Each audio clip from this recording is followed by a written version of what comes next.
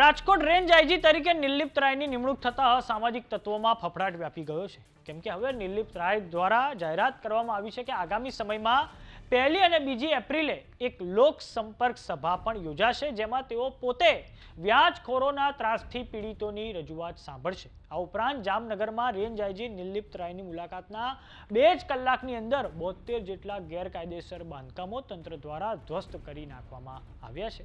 તો આવો જાણીએ શું છે સમાચાર। નમસ્કાર, જમાવટ સાથે હું છું પાર્થ।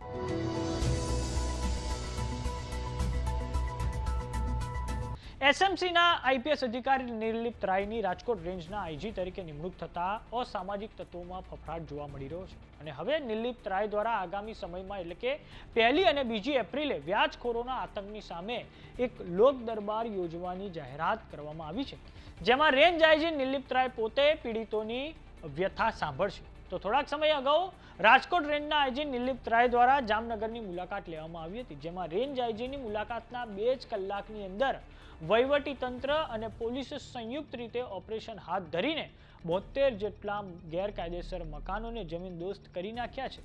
રાજકોટ રેન્જના આઈજી નિર્લિપ્ત રાય દ્વારા જામનગરમાં સંવેદનશીલ ગણાતા વોર્ડ નંબર 12ના વિવિધ વિસ્તારોની રૂબરૂ મુલાકાત લેવામાં આવી હતી। આ મુલાકાત દરમિયાન તેમણે પટણીવાડ અને ખાટકીવાડ વિસ્તારમાં ગેરકાયદેસર બાંધકામોનું નિરીક્ષણ કર્યું હતું। આ પછી રેન્જ આઈજી નિર્લિપ્ત રાયના આદેશ પછી પોલીસ અને મહાનગરપાલિકાનું તંત્ર હરકતમાં આવ્યું હતું અને આ પછી મુલાકાતના ગણતરીના કલાકોમાં જ ભારે પોલીસ બંદોબસ્ત વચ્ચે બુલડોઝર ફેરવી દેવામાં આવ્યું છે।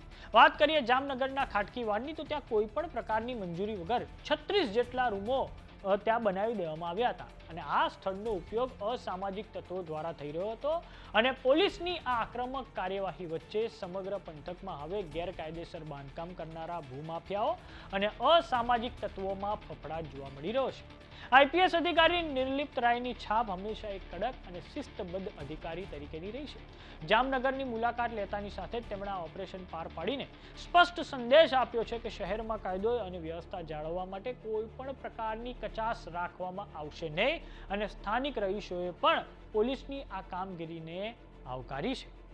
તો સમાચારોમાં અત્યારે બસ આટલું। જોતા રહો જમાવટ। જો તમે અમને YouTube પર જોઈ રહ્યા તો સબસ્ક્રાઇબ કરો, જો તમે અમને Facebook પર જોઈ રહ્યા તો ફોલો કરો, સાથે જ અમારી WhatsApp ચેનલ આવી ગઈ છે, જોઈન કરવાનું ના ભૂલતા। નમસ્કાર।